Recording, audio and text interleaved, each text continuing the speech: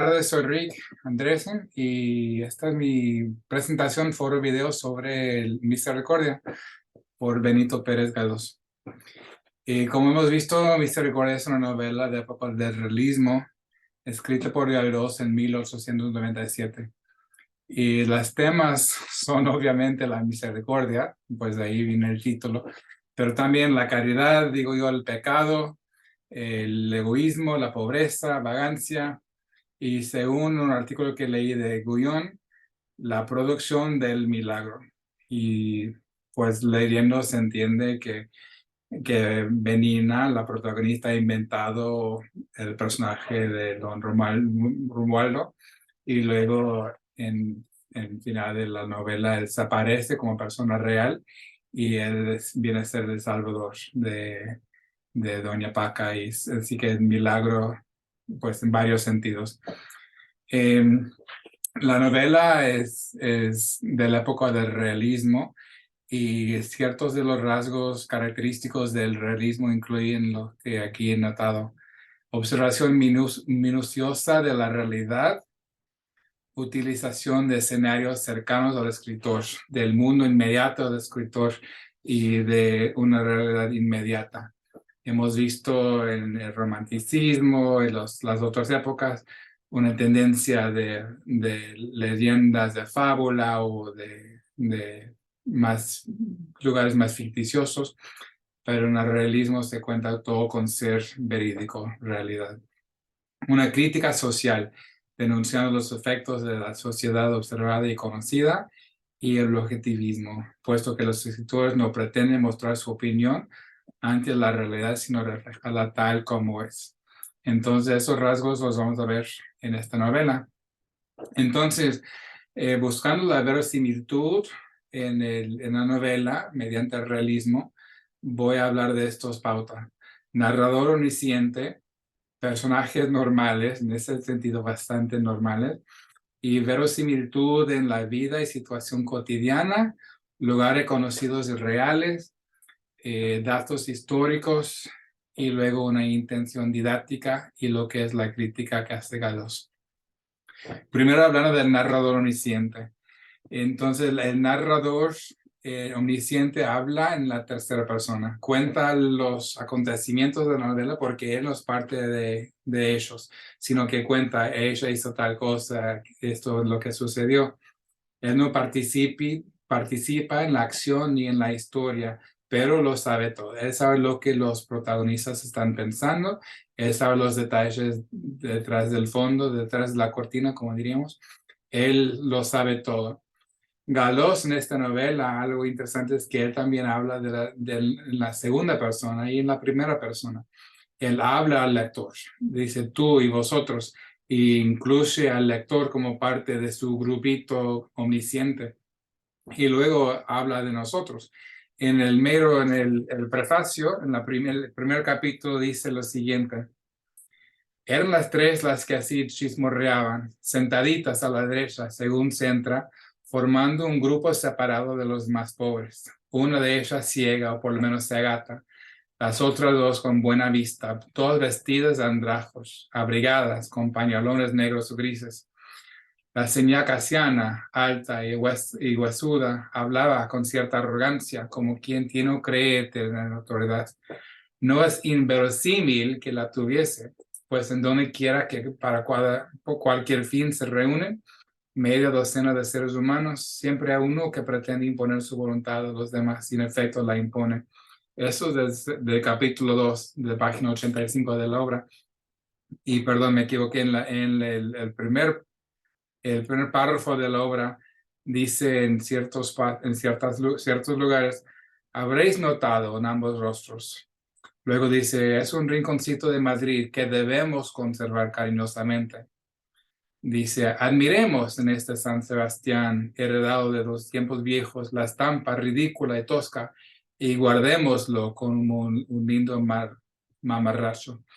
Entonces, en lo primero que leí vemos la omnisciencia del narrador, y en esta segunda parte vemos que dice, habréis notado, debemos conservar, admiremos, San Sebastián y guardémoslo. O sea, es omnisciente, hablando de la tercera persona, lo sabe todo, pero también está incluyendo a nosotros como lectores.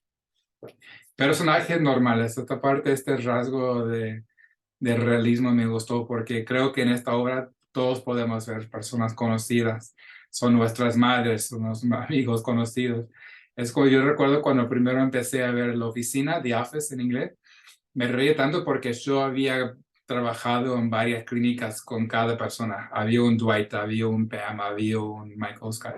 Entonces yo reconocía a los protagonistas del show en mi vida. Y aquí en esto también, yo no conozco a muchos mendigos, pero reconozco los personajes y las tendencias que tenemos todos, son reales. No son personas, no son unicornios, no son magos, no son duendes, son personas reales de la vida real. Luego, verosimilitud en la vida y la situación cotidiana. Carlos pinta una cuadra de la vida de la burguesa y de los pobres y los mendigos de Madrid. La pobreza es un tema universal. Todos conocemos la pobreza, todos sabemos, entendemos la lucha en mantenernos con comida, con techo. Y en la obra leemos de lugares reales dentro de Madrid. Yo no conozco Madrid, nunca he viajado a Madrid, pero leyendo esta obra me siento muy familiarizado con ciertas partes de la ciudad de Madrid, en esa época por lo menos. Hablamos de comidas, de cafés, de enfermedades, hospitales, de disputas familiares, muertes, quejas, amores, etcétera. Son situaciones cotidianas y de cuales está describiendo. Y todos podemos entender y estamos familiarizados con esta situación. Galdós it's hard to go back and forth. Galdós had confessed to spending some months among the beggars of Madrid, disguised as a doctor in order to fully document their lives. Esto viene del footnote 9 de uno de los artículos por Rovira Martínez de Contrasta. Entonces, él pudo entender, no solamente vivía en Madrid, pero también hizo su research para entender la situación de los mendigos y de la gente de la cual estaba escribiendo. Entonces, esto contribuye a la verosimilitud que él puede ofrecernos porque él lo conocía, lo entendía bien. Lo que más me gusta de la novela es el lenguaje. Me da mucha risa leerlo porque él escribe tal como se pronuncia, escribe tal. Uno puede ver en su mente la gente hablando de esa forma. Lida, en un artículo que encontré, dice, entra aquí decisivamente en juego la expresa intención del novelista de prodigar en misericordia el lenguaje popular salpicado de idiotismos, elipsis y solecismos, tan donosos como pintorescos. Ahí está en el prefacio. Ya que en este libro su constante afán de formar un mundo complejo, heterogéneo y variadísimo para dar idea de la muchedumbre social en un periodo determinado de la historia. Esto me encanta porque él lo hace con intención, lo hace a propósito, dándonos a entender el lenguaje de esta clase de persona en este tiempo. Vemos la diferencia entre cómo habla Doña Paca, cómo habla la gente más refinada y luego cómo hablan los inmigrantes y luego cómo cómo hablan de la clase baja. Eso es un ejemplo de una cita de la novela que se entiende Almudena que está hablando es inmigrante, con su forma de mezclar español con los otros idiomas. Y es un ejemplo hermoso de cómo él habla. Luego encontré otro artículo de Lida que habla de almudenismos. Creo que es mi nueva palabra preferida. Almudenismos. Y ahí están bastantes cosas que él dice que nosotros más o menos podemos entender, podemos ver lo que quería decir, lo que quiere decir, pero en su forma de mezclar sus idiomas es lo que él dice. Aún me gusta que el narrador a veces dice que él ni siquiera entiende o que él no puede traducir lo que dice Almudena, pero como que lo expresa tal como él lo haya dicho. Pero hay unos ejemplos de su forma de lenguaje. Luego, verosimilitud en lugares conocidos y reales. el hospital la catedral de San Sebastián es un lugar real y en verdad da cara, sus dos caras, una cara ve la parte bonita de la ciudad y la otra cara da la parte pobre de la ciudad. Y también habla del mesón de paredes, habla de Toledo, el parador, de parroquia. O sea, son lugares reales dentro de la ciudad de Madrid en esta época. También en datos históricos, el incluye referencias, por ejemplo, aquí puse Fernando VII, duque de Sexto, que es duque de Sesto, y habla del Ministerio de Gobernación, don José Posada Herrera, que son personas reales en la historia de España.